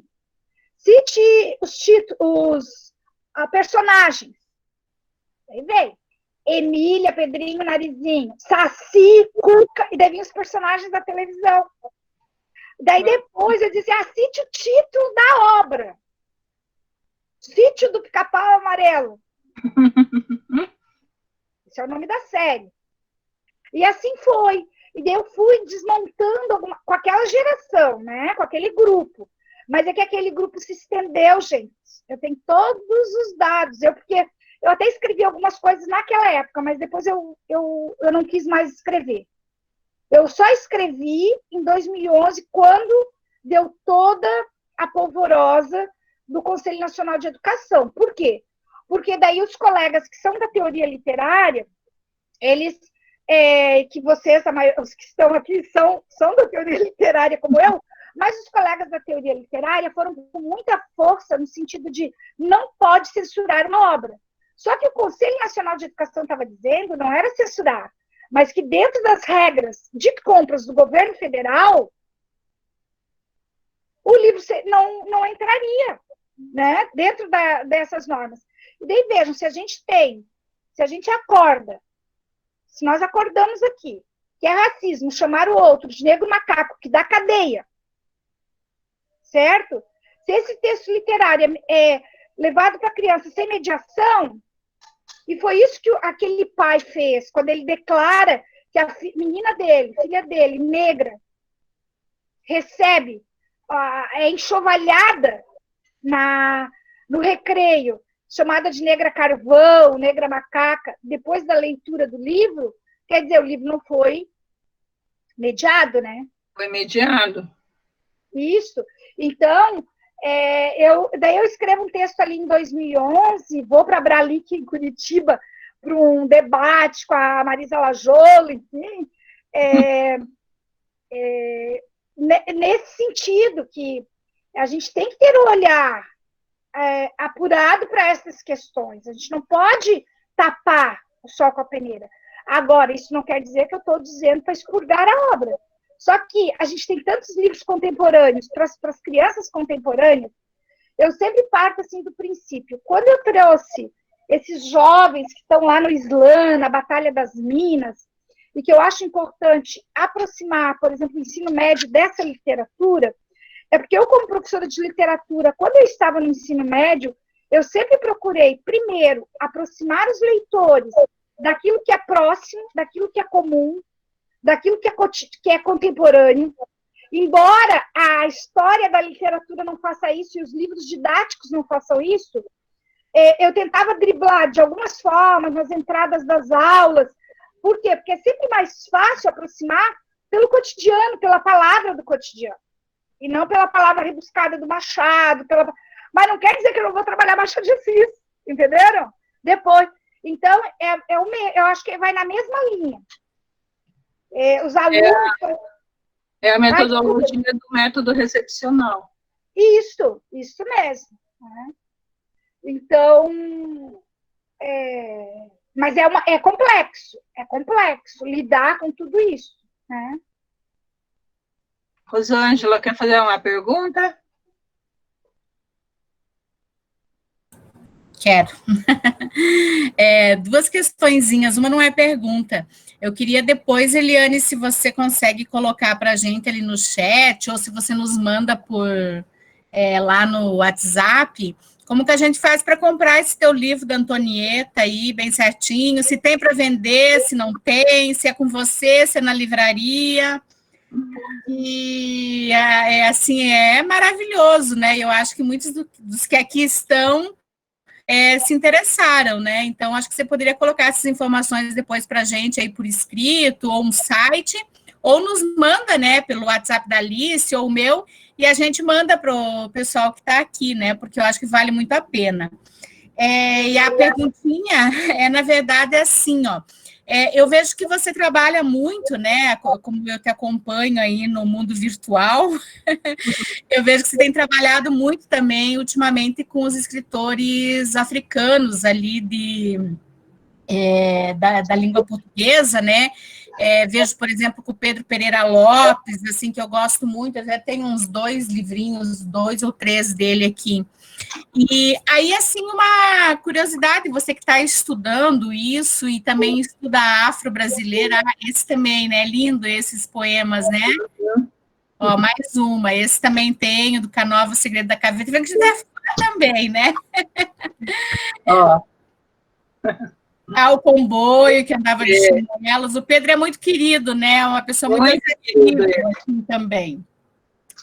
E aí, assim, eu normalmente falo dele também nas minhas aulas, porque atualmente minha disciplina é Literaturas Africanas de Expressão Portuguesa, não é infantil, que está com a professora Márcia Cônsul hoje em dia, né? Eu e a Márcia, a gente brinca, né, que a gente disputa a disciplina, porque na reformulação da nossa grade, aqui no nosso curso, nós perdemos uma literatura, nós tínhamos a literatura infanto-juvenil geral, né, e a brasileira. E aí eu ficava com a geral, a Márcia com a brasileira, e daí na reformulação ficamos só com uma. Então a gente tinha que disputar, eu e a Márcia. Aqui também. A Márcia ganhou. Eu brinco com ela, mas a gente tem uma amizade de longa data aí, né? A gente fez magistério também juntas lá na década de 80, né? Mas, enfim, e aí eu vejo que você tem hoje em dia, esse estudo também bem grande, eu acompanhei ali também, claro que sempre pelo mundo virtual, estou estada lá em Portugal. Tem pontos de aproximação à literatura deles com a nossa infantil, mas essa infantil que você realmente estuda, discute. Queria que você comentasse um pouquinho, assim, para a gente dessa área da africana de língua portuguesa e com a nossa. Então, não é dar uma pergunta, mas que você pudesse comentar um pouquinho. Então, as literaturas africanas, eu não sou uma africanista, tá? Eu não era o caminho, nunca pensei que eu ia seguir esse caminho que eu estou seguindo, e estou seguindo, assim. O que eu fiz foi, num determinado período, eu comecei a perceber que as literaturas africanas de língua portuguesa, elas estavam chegando, os pequenos. Então, assim, Yacolto, o Beijo da Palavrinha, a Gualusa com O Filho do Vento, o Zé Tracunha Gonçalves, né, Onde Jaque, eles foram chegando, e eu disse, nossa, tem uma produção aí. Ali, Alice, tem uma produção aí interessante. Então, 2013, 2014, eu faço um pequeno levantamento e apresento no Congresso de Pesquisadores Negros, então, esse levantamento, e eu acabei, paralelamente, olhando para esse levantamento. Mas eu partia do quê? Do que estava publicado no Brasil. Então, eu nem adentrava, assim, na história do continente africano, na história de Moçambique. Não, era o que estava publicado no Brasil. Só que eu fui olhando e fui vendo assim, nossa, mas é Agualusa, Pepetela, Mia Couto, fui vendo só nomes, sabe? Ainda não tinha a coleção da Capulana. E daí fui vendo que eram muitos nomes conhecidos. O Zeca Cunha Gonçalves não é tão conhecido para nós, assim, mas ele é um poeta conhecido, reconhecido, mora em Lisboa, né, angolano. Daí um dia aquilo foi me incomodando, isso acho que já era 2015 ou 2014. E eu conversei com o professor Etelvino, que é da Eduardo Mondlane, que tinha sido nosso aluno no mestrado aqui. Eu disse, olha, eu quero ler um autor moçambicano, para crianças. Tu me indica? É claro que ele me indicou Mia Couto. Eu disse, não, assim, eu queria... E o Gato no Escuro. Eu disse, não, eu gosto, mas eu já li. Já li o Beijo da Palavrinha. Eu queria outro autor. Eu queria um autor. Ele disse, eu nem... Será que... Daí, não, mas tem... Eu conheço... eu conheço o Celso Coça. Daí eu entrei em contato com o Celso Coça. Eu escrevo, mas quem escreve é o Pedro. E o Pedro, quem escreve é o Mauro. E foi virando uma rede, sabe? Então, os três vieram no Seminário de Literatura Infantil em novembro. Quando eu estava lá em 2018, em Portugal, eu apresentei um texto que eu chamei Os Três Mosqueteiros e dediquei a eles, porque eu e meu companheiro, a gente foi fazer o pós-doc, né? Meu companheiro José Carlos é professor também, e foi fazer o pós-doc com a Ângela Balsa e eu com o professor Fernando Azevedo, sobre literatura os dois. Mas cada um foi para um lugar, mas morávamos juntos. Cada um foi para um lugar para estudar, mas a gente estava sempre juntos. E nós fomos para Moçambique. Essa viagem para Moçambique, ela já estava agendada. Então, assim, porque era o período que eu poderia ir afastada do trabalho, porque tinha um afastamento. Não tinha bolsa, não tinha... Nós fomos por nossa conta, né? Tanto para Portugal como para Moçambique. Mas eles organizaram, eu fiz a abertura da Feira do Livro na cidade, né, em Maputo. Assim, a gente foi muito bem recebidos. E eu já estava, quando eu vou para Moçambique em 2018, eu já tinha uma relação daí com eles e com quem estava produzindo lá. Daí eu fui, né, a professora Maria Nória fez uma pesquisa lá também em 2009, 2012, ela tem um livro em que ela traz alguns autores de lá, né? Angelina Neves, o Machado da Graça, que são autores pós-independência, logo depois da independência, né? E que começam a produção para a infância. Esse material, assim, eu trouxe, e fica ali a mala, eu trouxe uma mala de luz, trouxe um material, assim... E eu tenho algumas coisas que são muito particulares, né? E a produção, essa semana o Pedro publicizou um artigo dele no País, que eu chamei de texto memória, que é sobre a Angelina Neves. E a gente também tem no canal do YouTube, do Literalize, uma entrevista que eu fiz com ela. Claro, a câmera não era profissional, enfim, a entrevista dá para ouvir bem, mas a imagem não é das melhores, mas mesmo assim, a gente colocou lá, porque ela, assim, a gente pode dizer que ela é a mãe da literatura infantil em Moçambique, né? Então, hoje a gente tem um grande projeto, ela autorizou, por escrito agora, porque ela nos cedeu toda a publicação dela, botou tudo num pendrive, e daí nós vamos colocar tudo isso na rede, aí para o mundo, né? Só que a gente vai fazer isso com a Universidade Eduardo Mondlane. Não é a brasileira que vai lá, ganha material e vem para o Brasil e coloca. Não. Então, de 2018 para cá, eu comecei a conversar com alguns professores de lá, quem queria entrar nesse projeto, socializar o material dela. E agora vai ser o material dela e sobre ela. Então, esse texto que o Pedro colocou lá, a gente vai colocar, as entrevistas, enfim... E eu acredito que, a partir que o material dela estiver na rede, muitas pessoas vão querer escrever. Porque, assim, tem livros que são muito simples, tá? São livros, A Banana Vaidosa é um livro daqueles simples, mais simples possível. Que está mais numa categoria de livro infantil do que livro de literatura. Mas é esse material que chegava até as crianças, sabe? Naquele pós-independência. E isso precisa ser dito. Então, esse material, eu não vou ficar com ele guardado, tentando escrever artigo, tentando fazer pesquisa, porque isso é coisa para muitas mãos, é muita, né? Então, a gente vai socializar isso. Ainda vamos ver como. Hoje eu ainda deixei o grupo ali trabalhando e pensando como que a gente vai criar esse site, mas que esse site seja que nem a literatura de Santa Catarina, que a gente fez, que é um livro eletrônico, né? Ele tem a estrutura de site, mas ele tem ISBN. A gente vai para a 4ª edição agora. Então, porque a gente alimenta de 2 em 2 anos, de 3 em 3 anos, é uma pesquisa que está desde 2012. Eu acho que essa da Angelina também vai ficar assim, por quê? Porque a ideia é que quem pegar material dali é para todo mundo, mas quem é pesquisador e pegar material dali, e dali tiver resultado de artigo, de pesquisa, traz o resultado para ali. E daí a gente consegue construir esse memorial, né, da produção dela. Eu estou chamando de memorial, ela está viva, né, está perto de 70, aí fez 70 anos, eu acho que vai viver bastante, porque ela tem uma vida bem no meio da natureza, em Ponta do Ouro, né? Nós tivemos o privilégio de ficar com ela 4 dias na casa dela, então, assim, manuseando esse material, né, que depois veio em pendrive.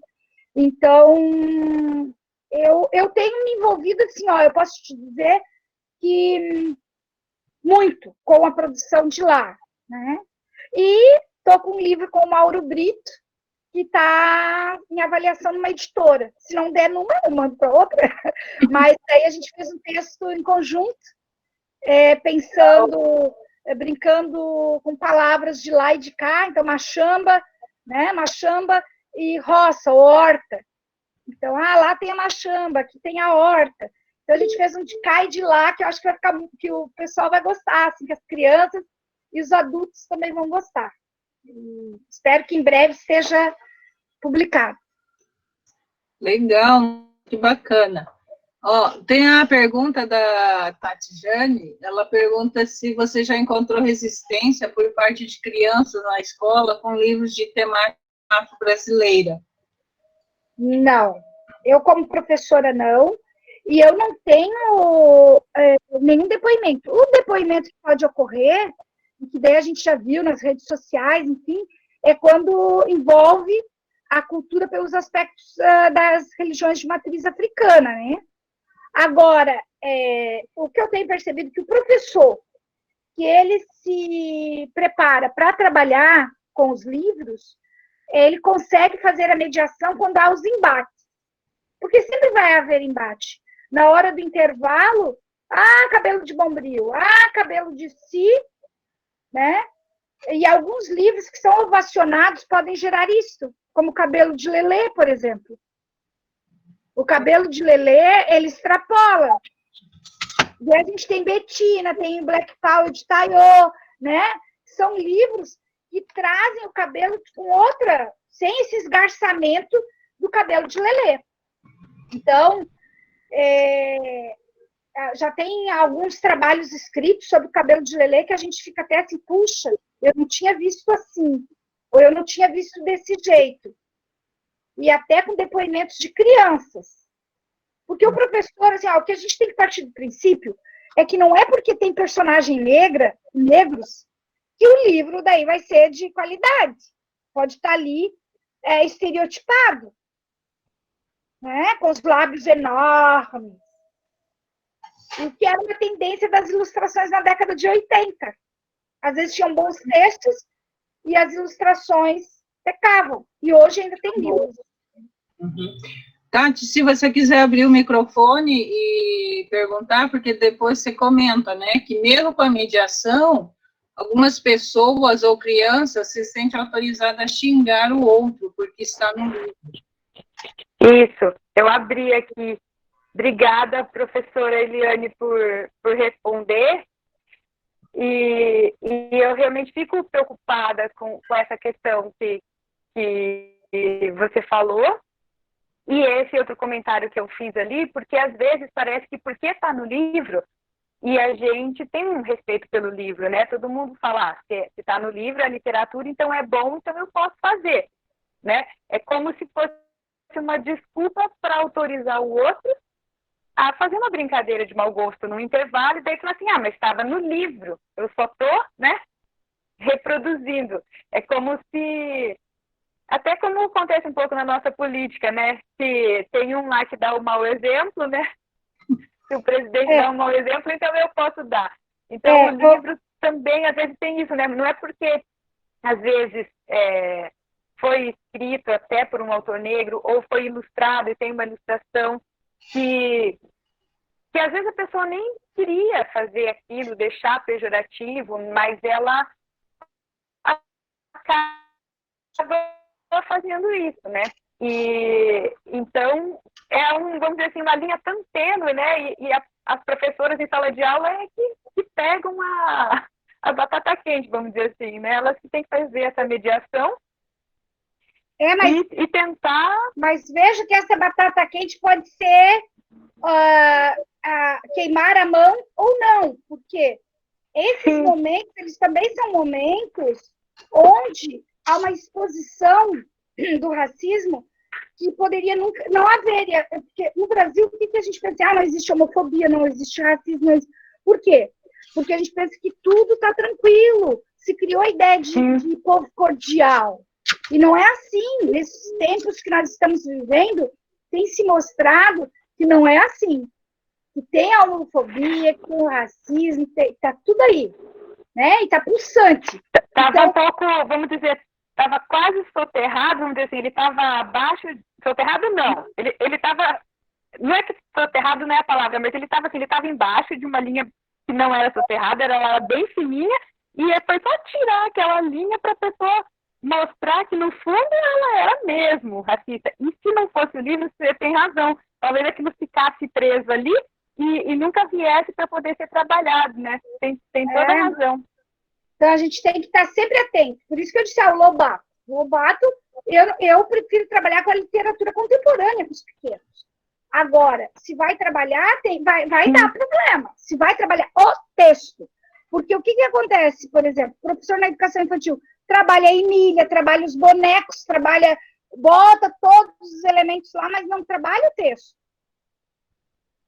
Tá? Pois é. Deixa eu até contar uma coisa para vocês que eu fiquei, vamos dizer assim, sabe quando você fica numa situação que não tem como dizer não, porque com receio de ser mal interpretada e tal. Mas deixa eu dar um exemplo concreto. A gente pediu, num projeto que eu trabalho, para uma atriz fazer vídeos e ela deu a liberdade para ela escolher um personagem. Na verdade, eu citei alguns personagens, nem falei de Monteiro Lobato, porque isso aí nem passa pela minha cabeça, mas aí adivinha qual personagem que ela escolheu para fazer um vídeo para nosso projeto? Emília. E todo mundo do projeto, ai, que vídeo lindo, ai, que legal. Nada contra, o vídeo realmente estava bom. Mas, primeiro, não era para trabalhar Monteiro Lobato, não era para fazer personagem de Emília. Eu até prefiro a contação sem personagens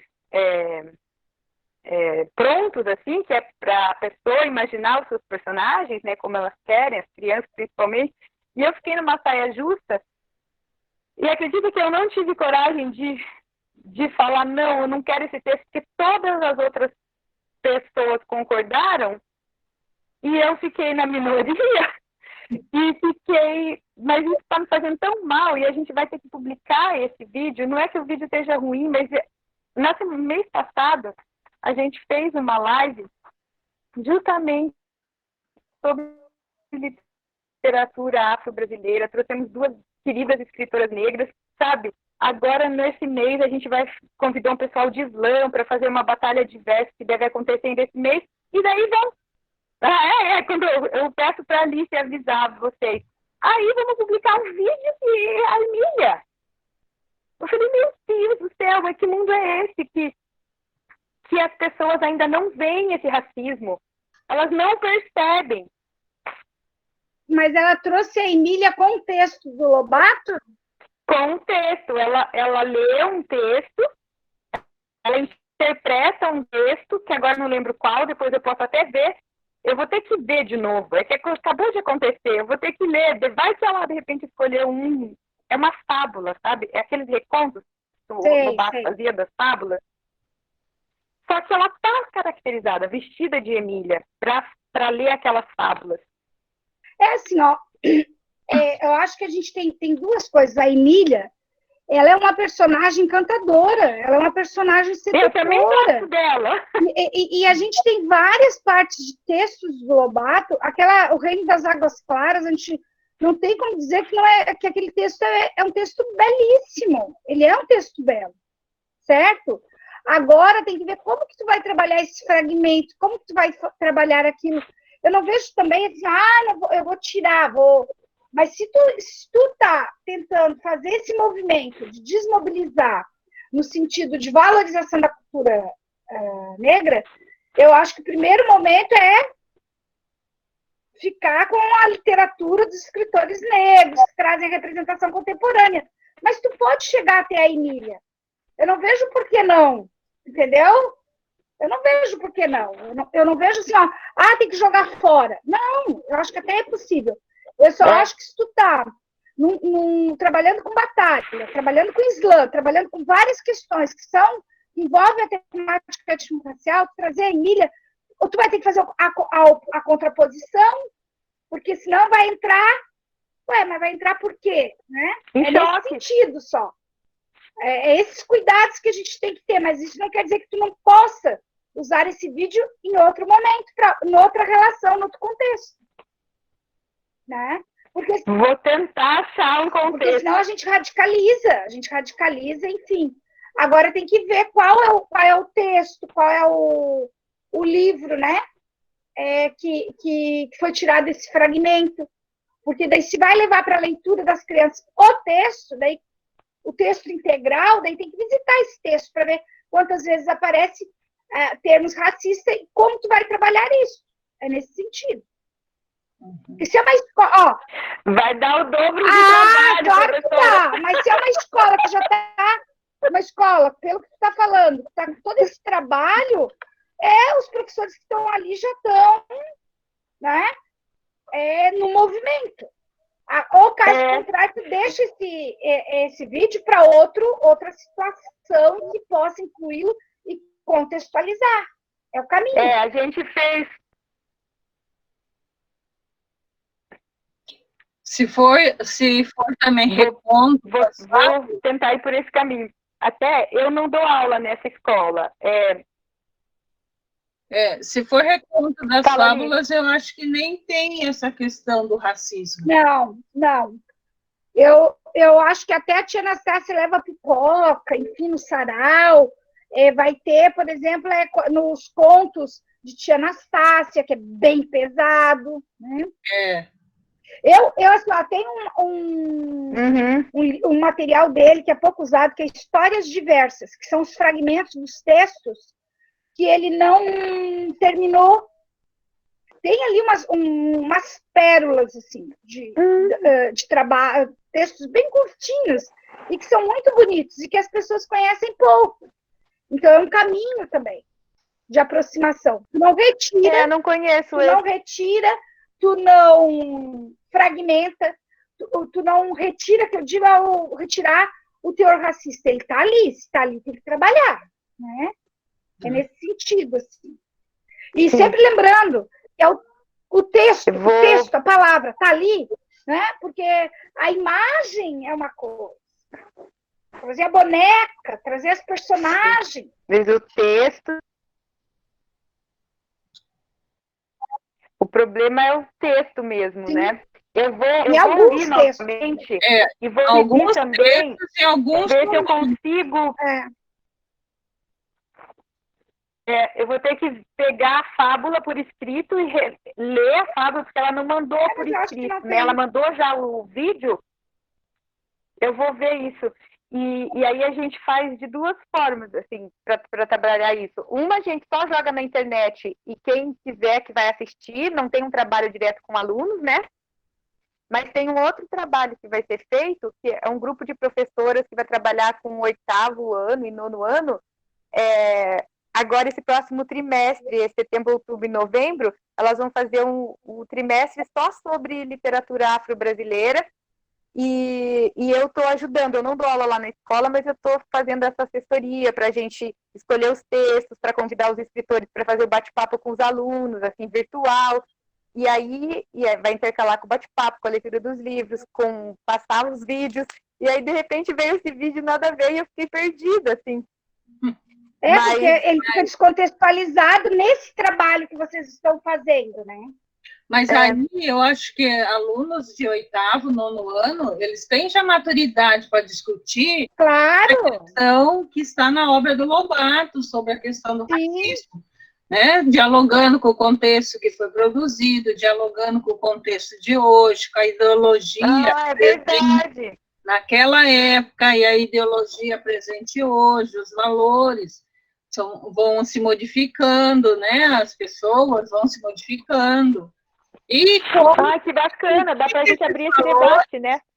E esse racismo, né, esse preconceito ainda perdura, né? São questões que eu acho que daria uma boa discussão, porque alunos de 8º e 9º ano já têm essa maturidade. O problema maior que eu vejo é com crianças, assim, pequenas, né, tipo, 8, 9 anos, que liam naquela época Lobato. Hoje os alunos de 8, 9 anos não têm essa maturidade para ler Lobato. Eu acho que todos que leem Lobato hoje devem ter acima de 12, 13 anos, né, para ter uma certa maturidade. E para entender o contexto. Oi. Obrigada. Algumas questõezinhas ali para a gente meio que encerrando. Matheus. Pano para manga, né? Nós tivemos um evento semana, acho que retrasado, só sobre ele, né? Dá realmente uma boa discussão. Sempre uma boa discussão, Lobato. Daí tem a pergunta do Lucas Matheus.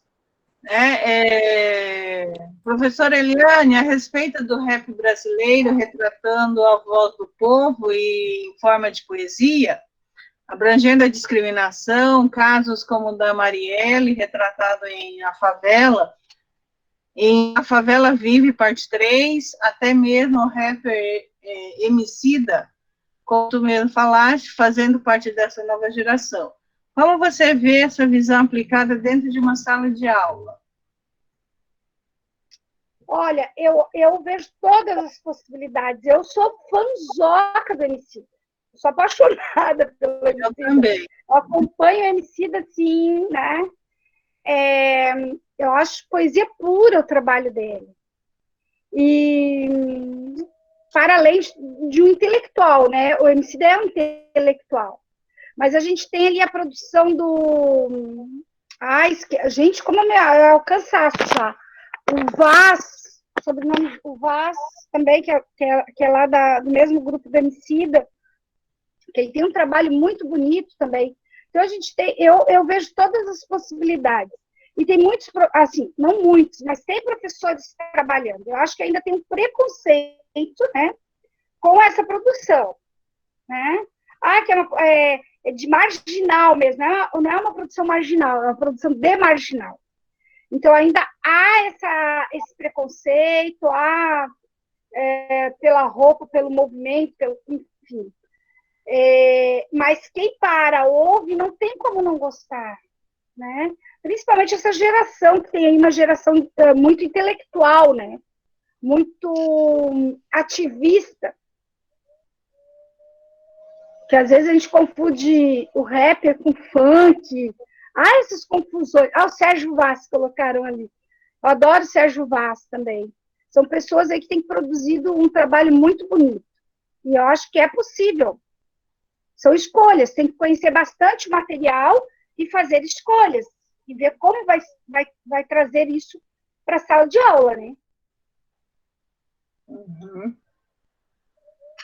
É isso. A Adriana Alzani, ela faz um comentário aqui, que a via da literatura infantil é o melhor e o mais caminho para tornar nossas crianças adultos mais conscientes da beleza de cada raça. Tenho tido a feliz experiência de dialogar com meu neto de quase 5 anos sobre isso. Ele tem cabelos claros, super cacheados, e se acha lindo. Sempre que posso e tenho oportunidade, mostro a ele as pessoas que têm cachos como ele. Assim, o diálogo com as crianças, de novo, com os livros simultaneamente lidos com a realidade, é vivência linda. Essa ideia do protagonismo, né, e se ver no outro, é super importante. Eu acho que esses livros possibilitam isso também. Mas para que nós vejamos todos, que todos se vejam. Eu acho que essa é todos estejamos presentes, né? Vamos ver quantos livros infantis trazem japoneses, né, Alice? Pois é. A gente vai para os negros, indígenas e os japoneses. Por exemplo, a gente tem poucos livros infantis no Brasil que tem a representação japonesa. Então, a gente tem que ter essa pluralidade, tem que estar presente, né, na literatura. Gente, acho que é isso, né? Olha que a gente falou, hein? 9 horas da noite. 9 horas já. Eu queria deixar aqui, complementando a Rosângela, sobre o livro. Então, Antonieta, eu vou deixar aqui o site onde vocês podem ter acesso. O livro foi publicado em outubro. Em dezembro ele já tinha esgotado 1.000 exemplares, e eu fiquei toda boba, porque eu disse, não fiz nenhuma escola, não fiz nenhum trabalho, já vendi, sem livraria, sem nada, né? E daí fiz em fevereiro 2.000 exemplares. Que legal. Legal que eu estou pagando os livros, e os livros estão todos encaixotados dentro de casa. Porque tem a pandemia, o isolamento social. E está num preço bem especial. Enquanto a Eliane falava ali agora, eu já fui lá e comprei o meu. Inclusive, assim, aproveita que está com desconto, tá? Acho que 31 e alguma coisa está com desconto. Com os Correios. E não paga frete, gente. E sem frete, até achei estranho. Eu falei, será que não leram? É sem frete mesmo. Eu já fiz a encomenda do meu, Eliane. Sem frete, porque já está ali nessa venda o frete. Assim, o livro ele não está por uma editora, enfim, livraria, porque foi uma opção minha. Eu fiz o livro, tá? E eu quero que o livro circule. É claro que pode ser que em outro momento ele vá para uma editora nacional, enfim. Eu fiz isso com esse livro da Cortez. Ele saiu primeiro assim, tá? Ele saiu pequenininho, era um livro de bolso. Depois a Cortez publicou, reeditou. O meu é da Cortez, já é grande.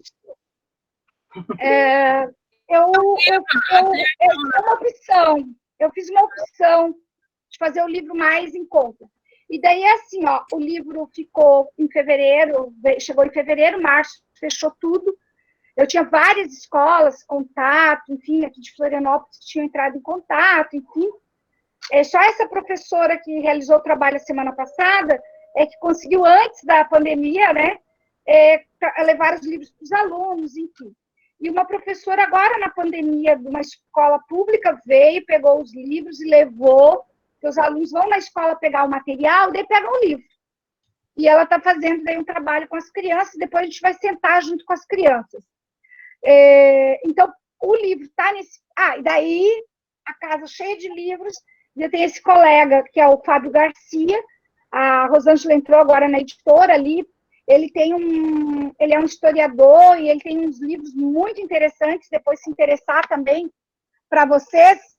O Ildefonso, cadê o livro? Eu ia deixar aqui, não deixei. Ele tem esse livro do Ildefonso Juvenal da Silva, que foi um cronista também de Florianópolis, pouco conhecido. Ele reuniu todas as crônicas do Ildefonso num livro, tá aí no site. Então, ele não é o meu editor, tá? A editora eu fiz pela Copiarte, enfim. mas ele veio aqui em casa e veio me salvar. Ele disse, eu vou colocar vamos colocar lá na editora, porque é uma editora especializada em cultura negra. Então, daí ele veio e disse, não, vamos botar lá para ver se tiver venda, não fica tudo encaixotado, né? É uma possibilidade. Então, agradeço aí quem comprar o livro, e daí por isso que é esse preço também. E daí, na divisão, ele assim, pois é, mas está na editora, então tem que ganhar uma porcentagem. Eu disse, não, mas então eu ganho um pouco menos, mas eu quero que o livro não saia caro. E daí ele fez assim, já com os Correios, ele paga os Correios. E o Correio, vocês sabem, é R$7, R$8, não é barato, né? Então, o livro está em conta. Compra. Está super em conta. E outro livro que eu indico é esse, né? Acho que a Márcia Dias pergunta da teoria.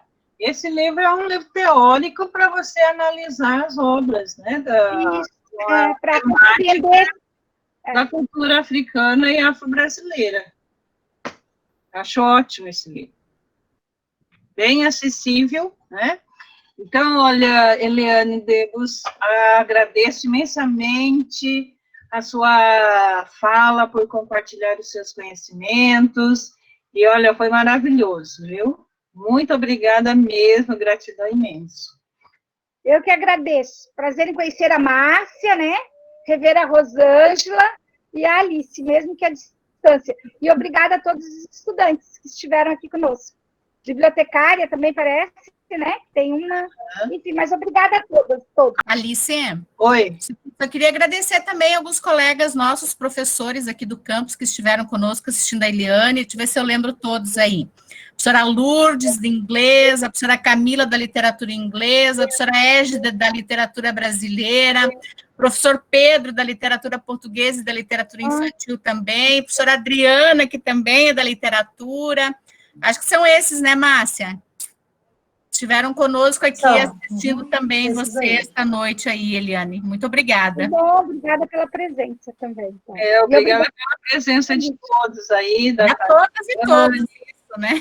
Que compartilharam aí, perguntaram. Está sendo muito bom. Muito obrigada, viu, gente? Parabéns, meninas. Parabéns pelo trabalho. Eliane, abraço. Obrigada. Márcia, até a semana que vem. Tchau. Semana que vem nós temos sobre a cultura indígena. Isso. Beijo. Tchau, pessoal. Beijos. Tchau, Tati. Obrigada. Mais tarde. Obrigada, tchau. Tchau.